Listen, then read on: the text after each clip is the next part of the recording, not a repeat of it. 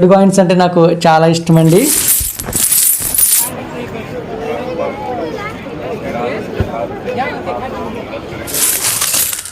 ఇదండి ఈ old coins. ఇలా క్రొత్త పాత అన్ని రకాల బొమ్మలు కలిగిన కాయిన్స్ దాయడం నాకు ఇష్టం అండి. ఇగో ఫ్రెండ్స్,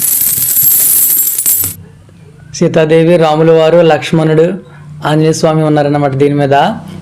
ఇది 1818లోదండి, అంటే 206 సంవత్సరాల క్రితందన్నమాట ఈ కాయిన్.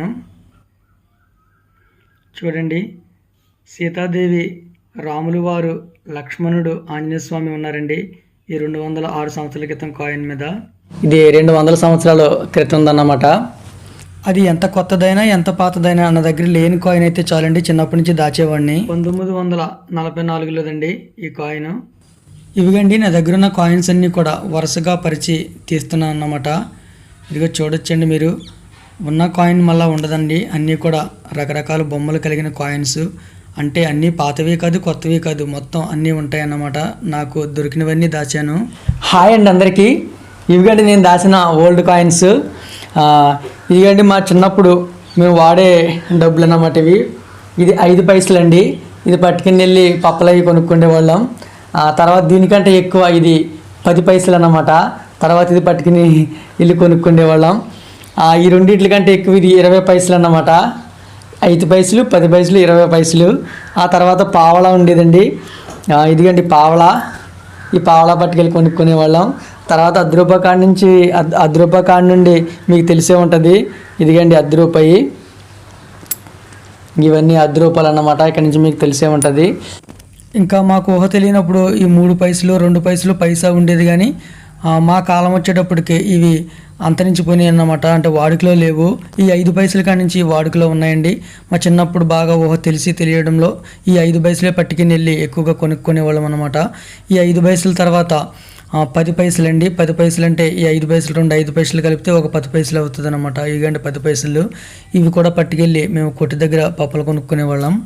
5 పైసల కన్నా 10 పైసలు ఎక్కువ, 10 పైసల కన్నా 20 పైసలు ఇంకా ఎక్కువ అనమాట. 20 పైసలు పెడితే 4 5 పైసలు వస్తాయి, 2 10 పైసలు వస్తాయి అన్నమాట. అంటే ఇది చాలా ఎక్కువ డబ్బు అన్నమాట. అప్పుడు ఈ పట్టుకెళ్తే మనకి చాలా పప్పులు వచ్చేయండి.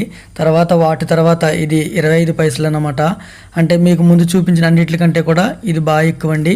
ఇప్పటి వరకు నేను చూపించినవన్నీ కూడా కనీసం 40 సంవత్సరాలు పైన పడిన వారు మాత్రమే వినియోగించి ఉంటారని నేను అనుకుంటున్నానండి. బాగా ఓల్డ్ కాయిన్ అనే కాకుండా లేని కాయిన్స్, అంటే ఏదైతే వెరైటీగా ఉంటుందో ఆ కాయిన్స్ అన్నీ కూడా దాచుకొచ్చాను అన్నమాట. చిన్నప్పటి నుంచి నాకు ఇలాగ రకరకాల కాయిన్స్ దాయడం అంటే చాలా ఇష్టం. అలాగే మొన్న హైదరాబాద్ వెళ్ళినప్పుడు ఈ 2 కాయిన్స్ కొన్నాను అన్నమాట. ఇక్కడ ఉన్నారు ఈ కాయిన్ 206 సంవత్సరాల పైన అయిందండి ఈ కాయిన్ వచ్చి. ఇది కూడా దీన్ని బొక్క డబ్బు అనేవారంటండి. మా నాన్న చెప్తూ ఉండేవాడు. చిన్నప్పుడు వాళ్ళకి మొలతాడు చుట్టూ ఈ గుచ్చి కింద దాచుకునేవారంట. అది ఎంత భయ? అది 3000.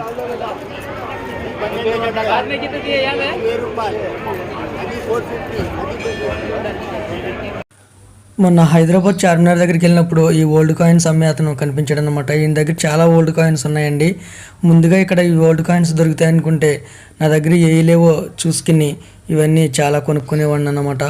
అయితే ఒకేసారి నేను అనుకోకుండా ఇక్కడ ఇవి తగలడంతో ఏవి తీసుకోవాలి ఏంటనేది నాకు సరిగా అవగాహన లేక 2 కాయిన్స్ కొన్నానండి.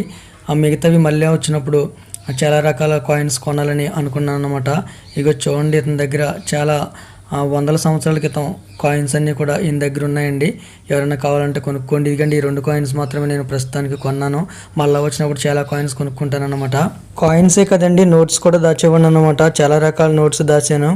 అయితే ఇవి మనం ఎక్కువ రోజులు దాచినప్పుడు ఏం చేస్తుందంటే కేపీ కింద పౌడర్ కింద పట్టేసి పాడైపోతున్నాయని తర్వాత నేను దాచినవన్నీ రూపాయి కాగితాలు, 2 రూపాయల కాగితాలు ఇవన్నీ కూడా మార్చేసానండి. అన్నీ కూడా కాగితాలన్నీ మార్చేసాను. ఇంకా ఈ 4-5 నోట్లు మాత్రమే మిగిలినాయి అన్నమాట. అలా పోతున్నాయని ఇంక ఈ నోట్లని నేను సేవ్ చేయట్లేదు అనమాట. ఓన్లీ ఈ కాయిన్స్ మాత్రం ఎన్ని రకాలు కనబడితే అన్ని రకాలు దాస్తున్నాను. కానీ ఇంక నోట్లను దాయడం మానేసాను అనమాట. ఇంతకుముందు 2 వీడియోల్లో కూడా బిర్లా మందిర్ టెంపుల్కి వెళ్ళింది ఈ ఓల్డ్ కాయిన్స్ గురించి చెప్తున్నాను కాబట్టి ఇప్పుడు మేము బిర్లా మందిర్ టెంపుల్కి వెళ్ళింది కూడా చూపిస్తున్నానండి. ఇదిగండి బిర్లా మందిర్ టెంపుల్. ఈ టెంపుల్లోకి మనం ఏమీ పట్టుకెళ్ళడానికి ఉండదన్నమాట. అంటే మనం చెప్పులతో సహా మనం పట్టుకెళ్ళిన హ్యాండ్ బ్యాగ్, మనం పట్టుకెళ్ళిన బ్యాగ్ కానీ సెల్ ఫోన్ కానీ అన్నీ కూడా ఇక్కడ అప్ చెప్పేసి మనం పైకి వెళ్ళాలన్నమాట. అంటే ఇప్పుడు మనం అప్ చెప్పే దగ్గరే తీస్తున్నామండి వీడియో, పైకి వెళ్ళాక వీడియోలు తీయడానికి లేదు కాబట్టి. పైన అయితే చాలా బాగున్నదండి, కానీ పైన వీడియోలు తీయడానికి లేదు కాబట్టి పైకి వెళ్ళి వచ్చేస్తాం అనమాట. బిర్లామందిర్ టెంపుల్ అయితే చాలా అంటే చాలా బాగుందండి. ఇదిగండి బిర్లామందిర్ టెంపుల్. ఇదేమో మిర్రర్ అన్నమాట, అంటే వెళ్ళే కార్లు అవన్నీ కూడా ఈ మిర్రర్లో కనిపిస్తాయి. ఇది కూడా చాలా బాగుందండి. ఇదేమో తెలంగాణ సచివాలయం అండి. ఇదేమో హుస్సేన్ సాగర్ అన్నమాట. ఇక్కడ చాలా బాగుందండి హుస్సేన్ సాగర్.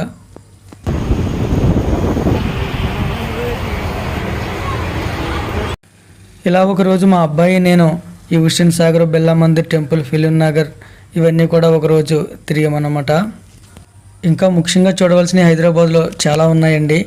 అంటే ఇంకా కొన్ని రోజులుండి ఇవన్నీ చూసి వెళ్దాం అనుకున్నాం, కానీ మా అత్తయ్య గారికి ఆరోగ్యం బాగోలేదని ఫోన్లు రావడంతో మేము తొందరగా తిరిగి వచ్చేవలసి వచ్చిందనమాట. మరొకసారి వచ్చినప్పుడు మిగతావన్నీ కూడా చూసి వెళ్దామని అనుకుని మళ్ళీ మేము వచ్చేసామండి. ఓకేనండి, మరి ఈ రోజుకి ఇదే వీడియో ఎలా అనిపించింది అనేది కామెంట్ రూపంలో తెలియచేయండి. వీడియో నచ్చితే లైక్ చేయండి. ఇంతవరకు మన ఛానల్ని సబ్స్క్రైబ్ చేయకపోతే సబ్స్క్రైబ్ చేసి ప్రోత్సహించండి. థ్యాంక్ యూ అండి. Thank you so much for watching. మీ ప్రేమ గాయకుడు జ్యోతి. ఒక చిన్న విషయం మర్చిపోయినండి, నాలాగా మీలో ఎవరైనా ఈ కాయిన్స్ దాచే అలవాటు ఉంటే మీ పేరు, మీ ఊరి పేరు అన్నీ కూడా కామెంట్లో తెలియచేయండి. థ్యాంక్ యూ అండి.